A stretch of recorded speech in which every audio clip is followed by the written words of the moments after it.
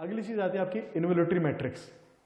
So matrix A is called involutory if A square is equal to I. यहाँ पे A square is equal to I लिखा हुआ है, ठीक है ना, ये लिखा हुआ है आपका ए square is equal to I लिखा हुआ है दोस्त, इस चीज को याद रखिएगा। ये नीचे की तरफ लिया ना खींच के, ये पकड़ के लिया खींच के इधर, A square is equal to I. Okay, so whenever A square is equal to I. अच्छा ये आई क्या है सर, क्या मेरे को बताने की जरूरत है क्या? आई याद आ रहा है नहीं आ रहा है? अरे अभी तो बताया था, आई होता है आपका आइडेंटिटी मैट्रिक्स। तो ए स्क्वायर इज इक्वल टू अगर आई मिल जाए, आइडेंटिटी मैट्रिक्स मिल जाए, ऐसी मैट्रिक्स आपकी क्या कहलाती है? Involutory matrix. ऐसी मैट्रिक्स आपकी कहलाती है इन्वोल्यूटरी मैट्रिक्स, ठीक है ना। एग्जाम्पल आपके सामने ये रहा, yes, example is this in front of you my dear, ठीक है। क्या है? 1001, एक 2x2 की स्क्वायर मैट्रिक्स इन्वोल्यूटरी होगी। Also this is also involutory, ठीक है ना। इसको देख लेना, क्योंकि ए स्क्वायर हमेशा आपका 1 आएगा या आइडेंटिटी आएगा, ठीक है ना। 1 कह लो या आइडेंटिटी कह लो, एक ही बात है, ठीक है ना। 1 कह लो या आइडेंटिटी कह लो, एक ही बात है। इसको तो अभी देख लिया अपन ने, है ना। इसको करके आप करोगे वापस से वही आ जाएगा। इसको जरा करके देख लें, ठीक है ना। तो 4 3 3 -1 0 -1 -4 -4 एंड -3। ओके, जब आप इसी के साथ मल्टीप्लाई करोगे तो देखो जरा क्या मिलने वाला है। इसी को इसी के साथ मल्टीप्लाई करने का मतलब क्या हो गया कि भाई ऑफ कोर्स मल्टीप्लिकेशन सिखाया था ना, अभी याद है या नहीं है? इसके बारे में आगे भी बात करूंगा मल्टीप्लिकेशन के बारे में, डोंट वरी, ठीक है ना। बट अभी जो सिखाया था उतना याद होना चाहिए भाई, ठीक है ना। अभी जो सिखाया था उतना याद होना चाहिए पक्का, ठीक है ना। तो क्या कहते हैं सर, ये पहला रो और किससे मल्टीप्लाई होगा सर? पहले कॉलम में, पहले रो का पहले कॉलम में। इस तरीके से चीजें लगातार चलती रहेंगी, ठीक है ना। तो एक बार आपको मैं करके दिखा रहा हूं, जरा इसको देख लीजिए किस तरीके से हो रहा है। तो 4 3 3 4 इंटू 4 कितना आ जाएगा? पहले वाले एलिमेंट में कितना आएगा? ऑफकोर्स आपके पास जरा देखें तो पहले एलिमेंट में कितना आने वाला है? 4 इंटू 4 यानी कि कितना है? 16 है ना, 16। उसके बाद प्लस के 3 इंटू -1 यानी कि माइनस के 3।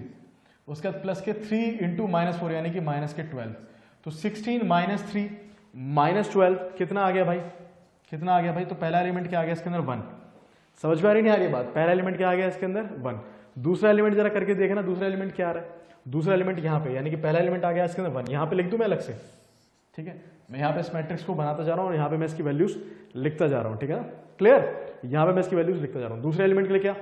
इसकी मल्टीप्लाई होगी इसके सेकंड रो में ना, ये वाले रो में। तो जरा देखें, 4 3 जा कितना होता है बेटा? 12। 4 3 12, फिर 3 गुणा 0 खत्म, 3 गुणा 4 और ये माइनस का 4 था, तो 3 गुणा 4 यानी कि माइनस के 12। तो 12 - 12 कितना आ गया? 0। तो सेकंड एलिमेंट कितना है इसका? 0 आ गया। लाइक दिस चेक करते जाना एक एक करके। जब आप सबको चेक करोगे तो आपके पास ऐसा ही आने वाला है। चेक करना, ये ऐसा ही आने वाला है। ओके, सो यानी कि इसको भी आप जब इसमें मल्टीप्लाई करोगे तो आपके पास क्या मिल जाएगा? एक आइडेंटिटी मैट्रिक्स। अरे ये आइडेंटिटी मैट्रिक्स है ना 3x3 की, तो आपके पास अगेन एक आइडेंटिटी मैट्रिक्स बन जाएगी। So that is why this matrix is your involutory matrix. So what is nilpotent matrix? Classification of matrix के अंदर निलपोटेंट मैट्रिक्स भी अपनी एक पहचान रखती है। ओके, देखिएगा जरा इसके बारे में वो क्या कह रहा है। वो कह रहा है कि matrix A is said to be nilpotent of class x. अच्छा सर, ओके, ये चीज देखने वाली है बॉस, ठीक है ना। क्लास एक्स और इंडेक्स एक्स इफ ए की power x is equal to 0 and ये चीज इंपॉर्टेंट है ना, ये चीज समझने वाली है। ए की power x -1 is equal to basically ये 0 हो जाए और उससे पहले वाला नॉट इक्वल टू 0। यहाँ पे नॉट इक्वल टू 0 है ना। That is x is the smallest index which makes A की power x is equal to 0। कहने का मतलब क्या है सर? बहुत सिंपल सी बात है यार। ए की पावर एक्स की जब मैं बात कर रहा हूं तो जैसे कि मैंने आपको बताया था कि अभी हम प्रॉपर्टीज पढ़ रहे हैं। प्रॉपर्टीज के अंदर एक बहुत सिंपल सी बात होती है कि कुछ चीजें ऐसी आ रही हैं, जैसे कि हमने अभी ट्रांसपोज देखा था और मल्टीप्लिकेशन देख लिया, और यहाँ पे हमारे पास बात आ चुकी है किसकी? डिटर्मिनेंट के ऊपर। मैं फिर से बोल रहा हूँ, डिटर्मिनेंट एक ऐसा टॉपिक है जिसके ऊपर मैं पूरी बात करूंगा आगे जाकर के। मैट्रिसेस पढ़ रहे हैं, लेकिन क्योंकि ये चीज प्रॉपर्टी के अंदर आ चुकी है, so it is my responsibility to take care of this, ठीक है। तो यहाँ पे समझ लीजिए, एक सिंपल सी बात है, बिल्कुल एक कॉन्सेप्ट समझाऊंगा, समझ लेना आराम से, ठीक है। निलपोटेंट का मतलब क्या है कि भाई सिंपल, अगर कोई मैट्रिक्स आपको दे रखी है ए, ठीक है ना, और इस ए मैट्रिक्स का अगर मैं निकाल रहा हूं क्या, डिटर्मिनेंट, वो बिल्कुल सिंपल क्या होता है आपका ए इस तरीके से रिप्रेजेंट करते हैं और वो आपका जीरो नहीं है, जीरो नहीं है, समझ रहे हो। डिटर्मिनेंट यानी कि डेल्टा की बात मैं कर रहा हूं, इसके बारे में मैं बात करूंगा, डोंट वरी, ठीक है ना। इसको देख करके घबराने की जरूरत नहीं है, इसके बारे में आगे प्रॉपर्टी वगैरह सब कुछ बात करी जाएगी, ठीक है। सो अगर ये जीरो नहीं है और अगर मैं इसका यार फिर से करता हूं, क्या मैं करता हूं, मैं ए का नहीं ए स्क्वायर में करता हूं, ठीक है ना। ए स्क्वायर मैंने करा, ए स्क्वायर मैंने करा, ओके, और वो भी जीरो नहीं आया, सपोज दैट वो भी जीरो नहीं आया, फिर मैंने क्या करा, ए क्यूब, अभी मैंने ए स्क्वायर ए क्यूब किस तरह से करते हैं सिखा चुका हूं आपको ऑलरेडी, ठीक है ना। ये जीरो आ गया, ठीक है ना, ये जीरो आ गया, मान लो ये जीरो आ गया, तो यहां पे मेरे को एक ऐसा नंबर मिला, एक ऐसा इंडेक्स मिला, तीन एक ऐसा इंडेक्स मिला जिसको लेकर के ये किसी मैट्रिक्स ए को, कोई भी मैट्रिक्स हो सकती है, उसको क्या बना दे रहा है, वो जीरो बना दे रहा है। तो ये जो तीन इंडेक्स है ये शो करता है कि भैया ये जो मैट्रिक्स ए होगी आपकी, ये जो मैट्रिक्स ए होगी आपकी, दिस मैट्रिक्स ए कुछ भी हो सकती है, is the nilpotent of order 3, nilpotent of order 3 और इंडेक्स 3 और क्लास 3, ठीक है ना। समझ में बात क्यों, क्योंकि ये ए की पावर 3 करके ये जीरो हो जा रहा है, इससे पहले जीरो नहीं था। वही चीज वो यहां पे भी कह रहा है आपको, क्या कह रहा है कि matrix A is said to be nilpotent of class x और इंडेक्स एक्स इफ ए की पावर एक्स तो जीरो बन जाए, लेकिन उससे एक पहले वाला क्या ना बने, जीरो ना बने। जैसे कि यहां पे क्या बन रहा है आपका, ए क्यूब तो जीरो बन रहा है, ठीक है, मतलब ये मैंने मान लिया है ना, अज्यूम कर लिया समझाने के लिए, ए क्यूब तो जीरो बन रहा है, और लेकिन अगर मैं बात करूं ए की पावर 3 - 1 यानी कि ए स्क्वायर, ये आपका जीरो नहीं बन रहा है। तो यानी कि तीन ऐसा सबसे छोटा इंडेक्स हुआ, तीन जो है सबसे छोटा नंबर हुआ जहां पे आपकी मैट्रिक्स क्या है, जीरो बन रही है, जीरो फॉर्म में आ रहा है। ए क्यूब आपका क्या बनना है, जीरो, इसको जीरो बनाने के लिए सबसे छोटा इंडेक्स चाहिए आपको 3। सो दैट मीन्स अगर ऐसी कोई मैट्रिक्स होगी A that is nilpotent of order 3 और इंडेक्स 3 और क्लास 3 लाइक दिस, ठीक है, ओके। यहां पे एग्जांपल है इसका, द मैट्रिक्स ए, अगर 3x3 की मैट्रिक्स रखी हुई है, you can check it out, ठीक है ना। इस चीज को जरा चेक करना आराम से, ओके, आराम से चेक करना सुकून से, ये आप लोगों के ऊपर है आराम से कि ये निलपोटेंट क्लास 3 का बन रहा है या नहीं बन रहा है, चेक करना आराम से, इसे कोई इशू वाली बात नहीं है, ठीक है। ओके,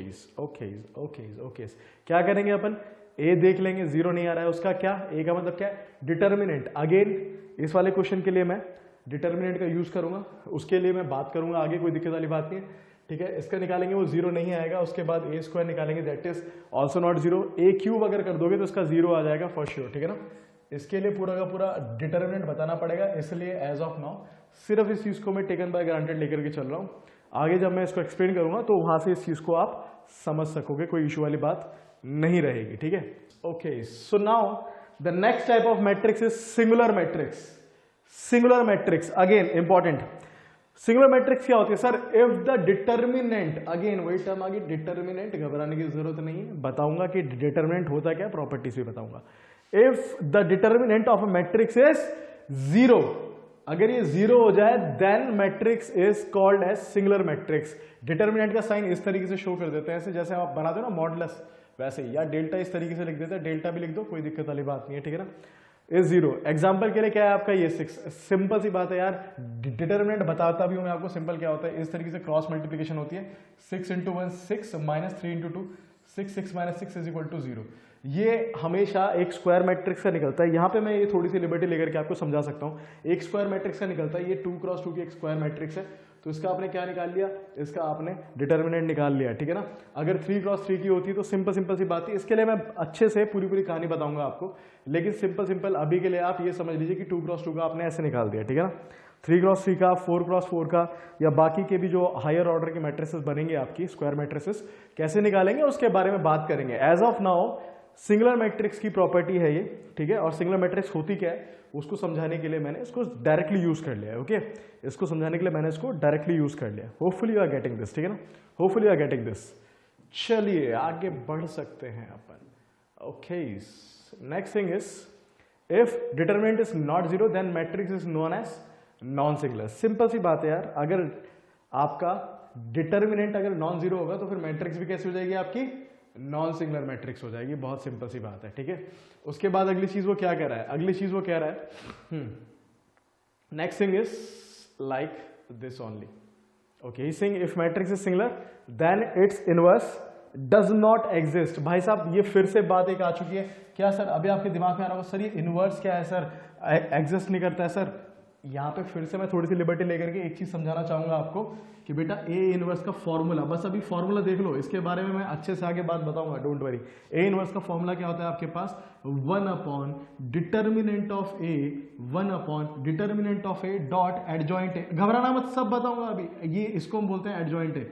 ओके, हालांकि आपको पता भी होगा बट क्योंकि मैंने अभी इसके अंदर ये नहीं पढ़ा है इसलिए कोई टेंशन वाली बात नहीं, यहाँ पे मैं लिबर्टी ले रहा हूँ खाली आपको समझाने के लिए, इसको मैं बताऊंगा आगे, ठीक है ना, कोई दिक्कत वाली बात नहीं। एडजॉइंट ए क्या होता है इसके बारे में भी मैं आराम से बात करूंगा आपसे, ठीक है ना, कि एडजॉइंट ए एक्चुअली में क्या होता है, ठीक है ना।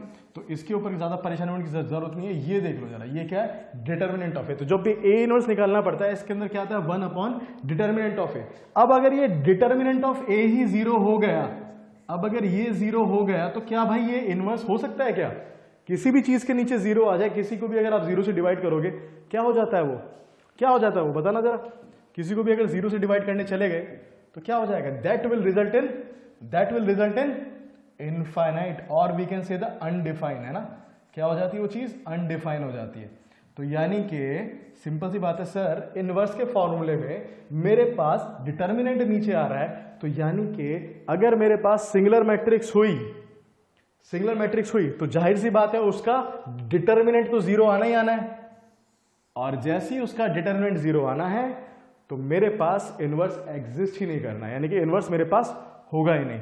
तो यानी कि if matrix is singular then its inverse does not exist.